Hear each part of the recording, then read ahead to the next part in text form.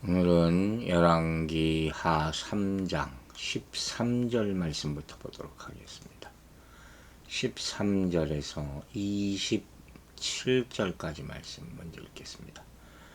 엘리사가 이스라엘 왕에게 이르되 내가 당신과 무슨 상관이 있나이까? 당신의 부친의 선지자들과 당신의 모친의 선지자들에게로 가소서 하니 이스라엘 왕이 그에게 이르되 그렇지 아니하니이다. 여호와께서 이 세 왕을 불러 모아 모압의 손에 넘기려 하시나이다 하니라.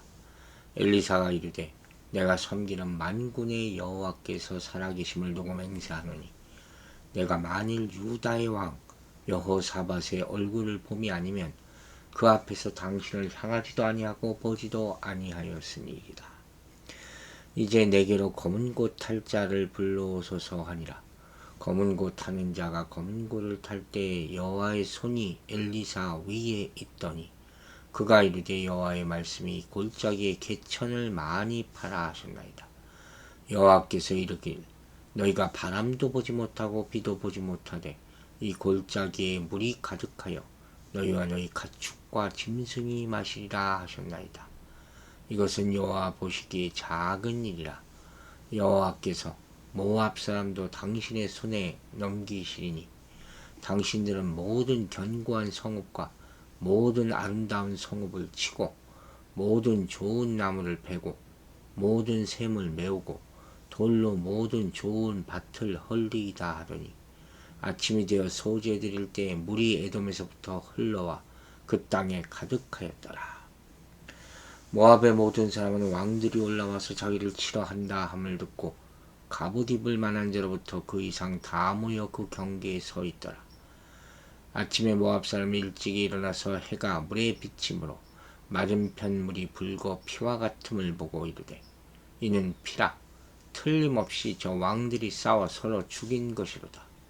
모압 사람들아 이제 노력하러 가자 하고 이스라엘 진에 이르니 이스라엘 사람이 일어나 모압 사람을 쳐서 그들 앞에서 도망하게 하고 그 지경에 들어가며 모압 사람을 치고 그 성읍들을 쳐서 헐고 각기 돌을 던져 모든 좋은 밭에 가득하게 하고 모든 샘을 메우고 모든 좋은 나무를 베고 길하레셋의 돌들은 남기고 물매꾼이 두루 다니며 치니라. 모압 왕이 전세가 극렬하여 당하기 어려움을 보고 칼찬 군사 700명을 거느리고 돌파하여 지나세 에돔 왕에게 가고자 하되 가지 못하고 이 자기 왕위를 이어 왕이 될 맏아들을 데려와 성위에 번제를 드린지라. 이스라엘이 크게 경노함이 임하매 그들이 떠나 각기 고국으로 돌아갔더라. 아멘. 자, 엘리사는 자신을 찾아온 이스라엘 왕에게 다른 신의 선지자들을 찾아라고 하면서 퉁명스럽게 대합니다. 비꼬는 듯이 얘기하는 것이죠. 하지만 이스라엘 왕은 여호와께서 세 왕을 모압의 손에 넘기려 하신다. 간절한 거죠. 도움을 요청하는. 여전히 모든 상황에 대한 책임이 여호와께 있다고 생각한 거예요. 늦게나마 다행이겠죠. 엘리사는 이스라엘 왕에게 유다 왕 여호사밧이 아니었다면 자신이 그를 만나주지도 않았을 것이다. 이렇게 얘기하면서 여호와 앞에서 선하게 행한 여호사밧을 존중하고 있음을 보여줍니다. 이게 중요해요. 우리 중에 한 사람이라도 신실한 사람이 있어야 된다. 하나님은 그 사람을 보고 죄를 용서해 주실 수 있고 회개의 기회를 줄 수도 있고 전쟁에 다시 이기게 할 수 있는 힘을 줄 수도 있다 하는 것이죠. 그 한 사람의 역할이 신앙에 있어서 참 공동체에서 중요하다 하는 겁니다. 그리고 15절에 아주 이상한 얘기가 나오죠. 이제 내게로 검은 고 탈 자를 불러오소서 하니라. 검은 고 타는 자가 검은 고를 탈 때에 여호와의 손이 엘리사 위에 있더니 그래서 예언을 하기 앞서서 검은 고 타는 자를 불러달라. 이게 무슨 엉뚱한 얘기겠습니까? 아마도 선지자가 예언을 할 때 음악이 도움을 줄 수 있다 생각했을지도 모르죠. 악기 연주가 하나님이 역사하시도록 하는 직접적인 원인은 아니겠지만 사람의 마음을 진정시키고 집중하는데 도움이 될 수도 있다는 것이죠. 되게 이런 음악이 이런 도움을 주는 경우 뭐 사무엘상에서도 찾아올 수 있잖아요. 사울이 만난 선지자의 무리가 음악을 들으면서 예언한 경우도 있고, 그 성경의 선지자들이 음악의 도움을 받아 예언한 경우는 드물지만 고대 중동 지역의 예언자들은 음악을 자주 활용했다는 기록들이 남아있어요. 우리도 항상 찬양을 예배 때 하지 않습니까? 우리 마음을 고조시키는 그런 역할을 하는 데 있어서 찬양보다 더 효과가 있는 건 없죠. 뜨겁게 만들고 집중하게 만들고, 그렇죠? 여호와의 손이 엘리사 위에 있더라 하는 표현은 여호와의 능력이 엘리사에게 임하는 그런 모습을 보여주고 있는 것이죠. 이 응답이 나왔어요. 그가 이르되 여호와의 말씀이 이 골짜기에 개천을 많이 파라 하셨나이다. 이거 갑자기 음악을 연주하라는 것도 황망한데 개천을 파라 더 재미있는 표현 같아요. 이 문장은 두 가지로 직역을 할 수 있어요. 하나는 이 개울에 많은 도랑을 만들어라 하는 해석이고, 또 하나는 이 개울에는 많은 연못들이 있을 것이다. 그곳에 있는 개천은 물이 없는 건천이었을 것이거든요. 그러니까 만약 엘리사가 이 건천에 바닥을 파라는 말씀을 전했다면 그 말씀을 따라 군인들이 이 바닥을 팠을 거예요. 하지만 실제로 군인들이 개천을 팠다는 기록은 없잖아요. 게다가 이 개천을 파는 정도의 방법은 굳이 선지자가 말하지 않아도 물이 없는 상황에서 군사들이 스스로 얼마든지 할 수 있는 것 아닙니까? 그러니까 결정적으로 이 예언이 이루어진 양상을 이 묘사한 20절을 보면 이 개천 바닥을 파서 지하수를 얻은 것이 아니에요. 상류에서 흘러나온 물이 이곳을 뒤덮거나 바닥이 패인 곳에 고였음을 우리가 알 수 있단 말이에요. 따라서 두 번째 의미로 번역하는 것이 문맥에 부합하고 또 예언과 성취라는 그런 도식에도 잘 맞는다고 이렇게 얘기할 수 있을 것 같습니다. 17절부터 19절까지 20절까지 읽어볼게요. 여호와께서 이르기를 너희가 바람도 보지 못하고 비도 보지 못하고 이 골짜기에 물이 가득하여 너희와 너희 가족과 짐승이 마시리라 하셨나이다. 이것은 여호와께서 보시기에 작은 일이라. 여호와께서 모압 사람도 당신의 손에 넘기시리니 당신들이 모든 견고한 성읍과 모든 아름다운 성읍을 치고 모든 좋은 나무를 베고 모든 샘을 메우고 돌로 모든 좋은 밭을 헐리이다 하더니 아침이 되어 소재 드릴 때 물이 에돔 쪽에서부터 흘러와 그 땅에 가득하였더라. 자 보세요. 엘리야가 어떻게 비를 내리게 하는지. 이 하늘에서 비가 오지 않았음에도 불구하고 다른 방법으로 군대가 마실 물을 얻게 될 것이라고 예언하고 있는 거예요. 광야에서 비가 오는 것 말고 어떻게 물을 얻습니까? 사막 한가운데서. 오아시스를 발견한 것밖에 없잖아요. 그러므로 이렇게 예언했다. 비가 내리지 않고 물을 얻게 될 것이라는 예언은 기적이 일어날 것이다 하는 기대감을 얻게 하는 거예요. 그런데 뭐라고 그랬어요? 이 일은 여호와 보시기에는 18절에 작은 일이라. 더 큰 기적은 하나님이 모압을 이스라엘 왕의 손에 넘기신다 하는 거예요. 이런 기적에 가지고 놀라지 말라. 그러니까 이런 표현은 모압에 대한 이스라엘의 승리가 상식적인 것이 아니다는 거죠.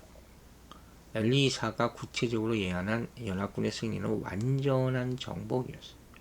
이게 목표예요.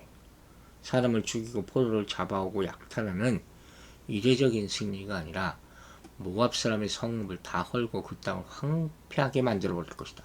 심판이죠. 성읍의 나무를 다 베어버리고 우물을 메우고 돌로 밭을 헐어버린다. 이렇게까지 표현했어요. 이런 표현은 이 삶의 기반인 토지에 고통을 준다는 거죠. 굶어 죽는 거죠. 근본적인 고통이 임하게 될 것이다.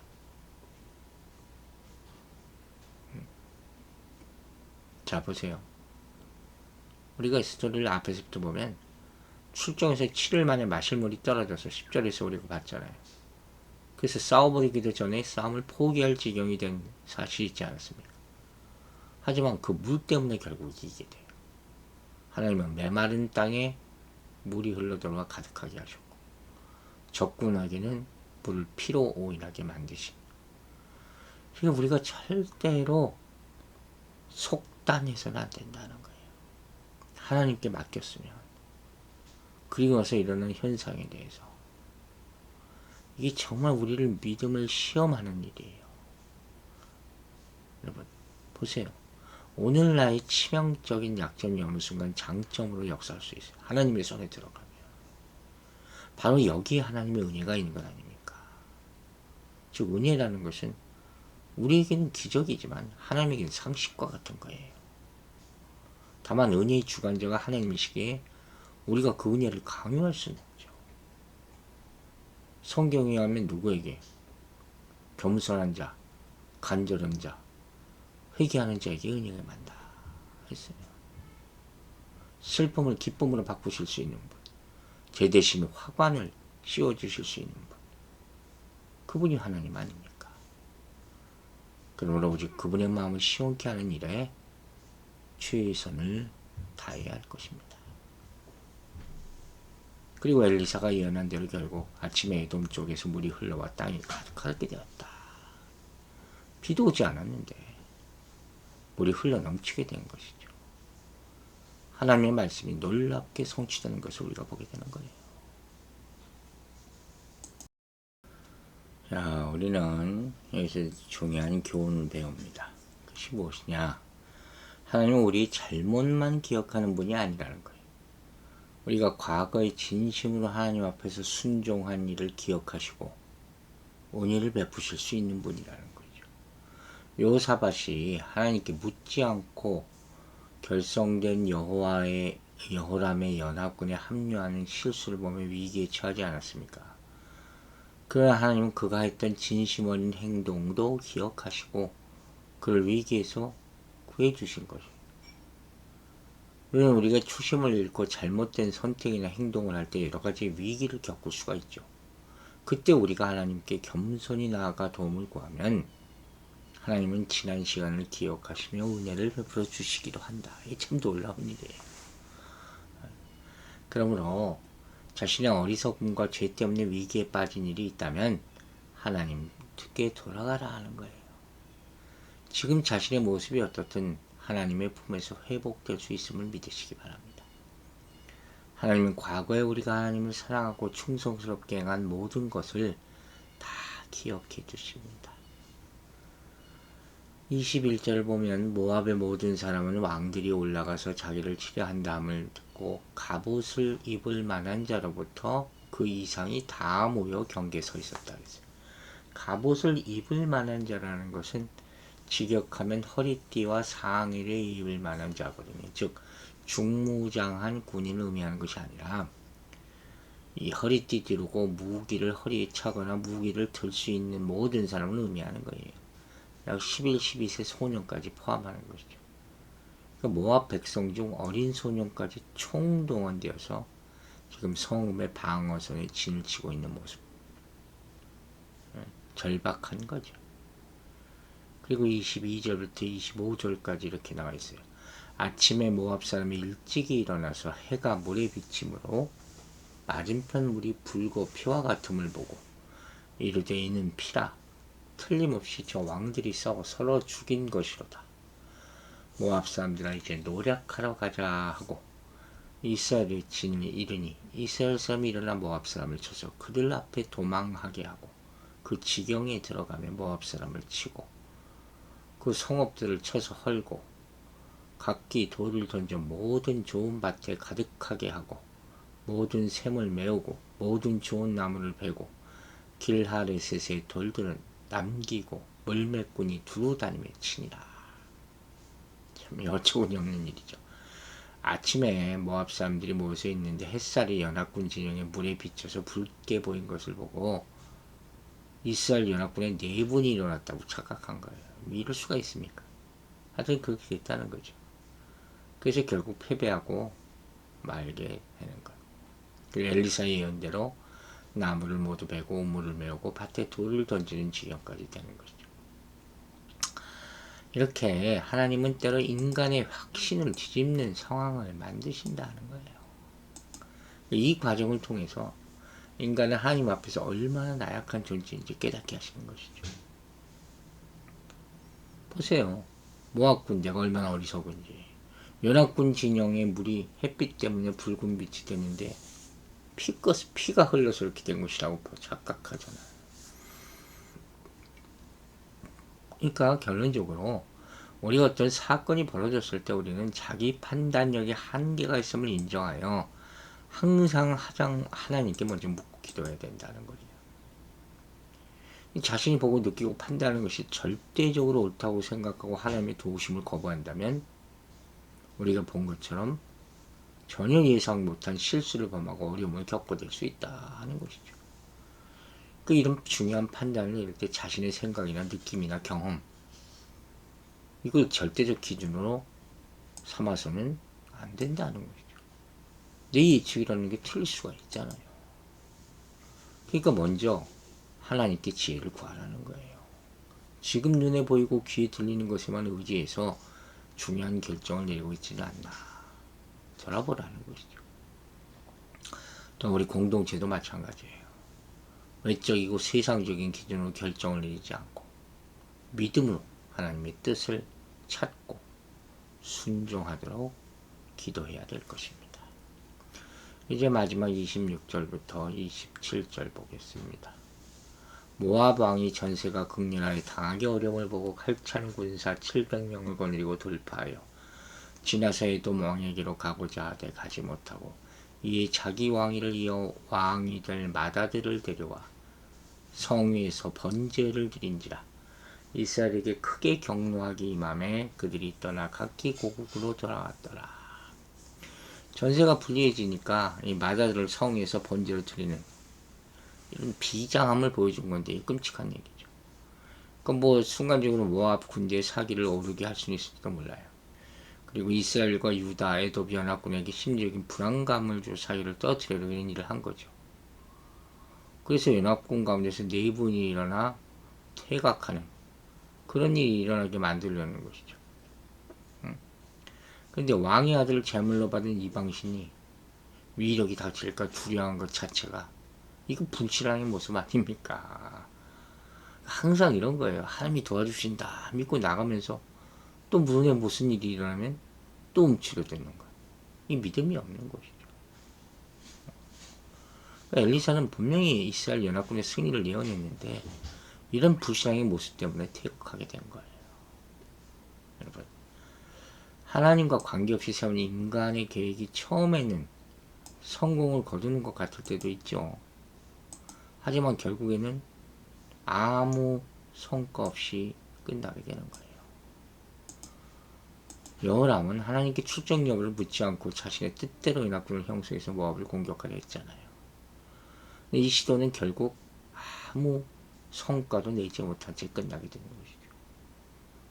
그래서 우리가 중요한 계획을 세울 때는 처음부터 하나님께서 그것이 옳은 것인지 묻는 것이 필요하다 하는 거예요. 또 계획이 진행되는 동안에도 끊임없이 하나님께 도움을 구해야 한다 하는 말씀을 거듭거듭 드리는 거예요. 이 과정을 통해서 구체적으로 하나님과 동행하는 삶을 살게 될 것입니다. 기도하겠습니다. 아버지 하나님, 오늘 아침에도 좋은 교훈을 주심을 감사드립니다. 이스라엘 연합군이 승리하는 순간, 또 어처구니 없는 모습으로 퇴각하는 순간, 이 진퇴양난의 순간을 우리가 인생에서 항상 당합니다. 무엇보다도 내 약점을 이용해서 하나님이 역사하실 수 있다는 것을 깨닫게 하심을 감사드립니다. 은혜라는 것이 우리에게는 기적이지만 하나님께는 상식과 같은 것이라고 했습니다. 은혜의 주관자인 하나님께 모든 것을 순종하는 믿음을 허락하여 주시옵소서. 또한 간절히 구하고 겸손하고 회개하는 자에게 은혜가 임한다 했습니다. 우리 마음이 오늘 아침부터 저녁까지 겸손한 마음으로 회개하는 마음으로 주님의 은혜를 바라보고 살아가게 하여 주시옵소서. 우리 인간의 눈으로 연약한 눈으로 두려움을 보지 말게 하여 주시고 하나님의 믿음의 눈으로 하나님이 주신 것만을 끝까지 믿게 하여 주시옵소서. 우리가 계획을 세울 때 하나님께 묻게 하여 주시고 진행하는 동안에도 끊임없이 하나님이 도움으로 완성할 수 있도록 우리 인생의 모든 것이 되어 주시옵소서. 오늘 성도들의 삶도 주님의 손에 의탁하오니 주여 지켜보아여 주시고 장례를 책임져 주시옵소서. 감사드리며 예수 그리스도의 이름으로 기도했습니다.